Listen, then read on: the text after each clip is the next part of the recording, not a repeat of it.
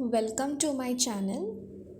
Myself Vinisha Nair. So today I'm over here to have a presentation on one of the largest conglomerate, that is on Aditya Birla Group. I hope each one of us know about this company, right? But before looking into this presentation, let's see some of the famous quote. Failure is not fatal. Failure is inevitable. If you don't fail, it perhaps means you aren't taking enough risk. This famous quote was said by billionaire industrialist Kumar Mangalam Birla, the chairman of Aditya Birla Group. Now let's see in detail about Aditya Birla Group.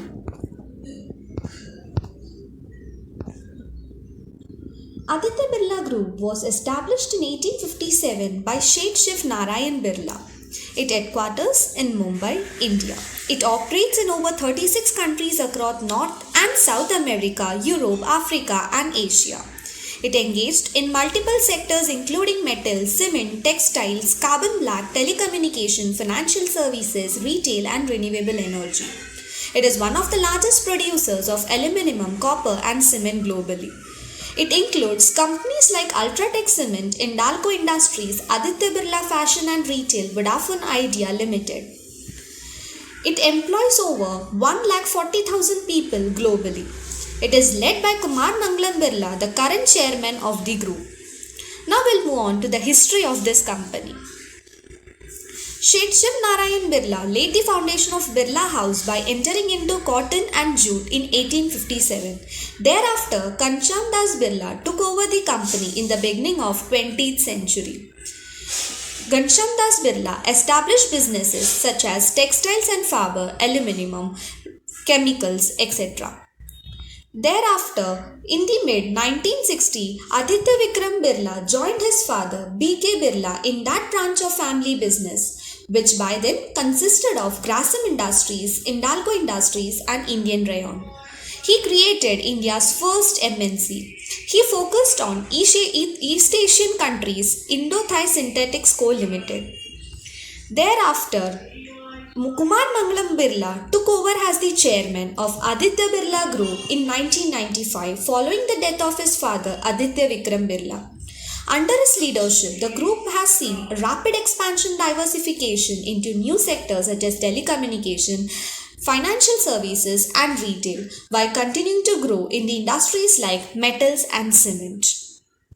Now here we can see these are the subsidiaries of Aditya Birla Group. So here we can see the subsidiaries like telecommunication, electricals, cement. Even we all know about the Aditya Birla fashion retail like pantaloons, Peter England. This all are the business units of Aditya Birla Group. Now we'll move on to the vision and mission statement of Aditya Birla Group. Now here we can say vision statement says that vision statement of Aditya Birla Group is to deliver superior value to our customers, shareholders, employees and society at large. We seek to be a responsible corporate citizen deeply committed to meeting the needs of the community while maintaining high standards of governance, ethics and sustainability. Mission statement of Aditya Birla Group says to be a premium global conglomerate with a clear focus on each of the business, every sector in which we operate, and to achieve this by fostering innovation, adapting world, maintaining a culture of meritocracy.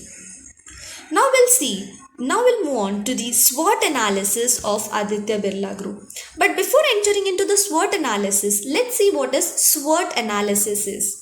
SWOT analysis is a technique used to identify strength, weakness, opportunities and threats of your business and even a specific project. Now we'll see the SWOT analysis of Aditya Birla Group. Now we'll see the first, that is the strength of Aditya Birla Group. The first one is the diverse portfolio. The group operates in a wide range of industries including metal, cement, financial services, fashions and chemicals, reducing the dependency on single sector. The next is market. The next strength of Aditya Birla Group is the market leadership. Companies like Ultratech Cement and Hindalco Industries, Grasim Industries are leader in their specific sector. Now we'll move on to the weakness of the Aditya Birla Group. The first is high dependency on commodity. A significant part of revenue comes from commodities based business like metals and cement, which leads to price fluctuations. The next is about the telecommunication challenge. Next weakness is about telecommunication challenges. We all know Vodafone Idea, telecommunication joint venture has faced significant financial challenges in highly competitive and regulated Indian market. The next is about the opportunities of Aditya Birla Group is the expansion of markets. Continued growth in market across Asia and Africa and Latin America offers opportunities for expansion, particularly in consumer-driven industries. The next is digital transformation. The growing trend of digitalization provides an opportunity to innovate. Threats. Moving on to the threats. Economic slowdown. As a global conglomerate, the group is exposed to economic down fluctuations. The next is regulatory challenges. Strict environmental and regulatory norms pose challenges for expansion. Now we'll see the pestle analysis for the company. Pestle analysis. Pestle analysis consists of 5 factors. The first factor is about the political factors. Political factors in that the first is government regulations. Government regulations, like we can say government regulations, taxation policies such as GST in India affect the profitability of groups in various business units. The next is economic factors. Technological factors like innovation and digital transformation. Environmental factors include sustainability, climate change, resource scarcity. Legal factors include intellectual property, trade agreements, labor laws. This was about the pestle analysis. Now we'll see the level of strategy that can apply in Aditya Birla Group. First, we are going to see about the corporate level strategy that can apply is geographic market leadership. It aims for geographic leadership in key markets by becoming the dominant player in regions where the company has competitive advantages. Example, cement or telecom in India and Southeast Asia. And the next business level strategy that can be applied is the differentiation strategy. It states that in premium segments like luxury textiles, example Louis Philippe, differentiation product based on design, quality and innovation allows them to charge a premium price while appealing to a niche audience. Now we'll move on to the functional strategy of Aditya Birla Group. For the first is the finance. We can adapt cost control and reduction initiative. The next is marketing. We can adapt personalized marketing. Now we'll move on to the next part, that is the strategic analysis using Porter's 5 force model. So the first factor is about the competitive rivalry. Vodafone India, a part of Aditya Birla Group, faces significant competition from Reliance Jio and Bharti Airtel. And the next is threat of new entrants. The threat of new entrants varies across Aditya Birla Group's diverse sector. Like in metal and cement, there is a capital intensive industry. So like for metals, like Hindalco industry, and for cement like Ultratech, the barriers to entry are high due to large initial capital investment. And the third factor, that is the bargaining power of buyers. In financial services, which are customer-centric, competition is fierce as customer can switch to competing firms offering better interest rates and services or investment product. The next is bargaining power of suppliers. In retail and fashion sectors, suppliers of textile, clothing and other merchandise may have more bargaining power, particularly if they offer unique or in-demand products.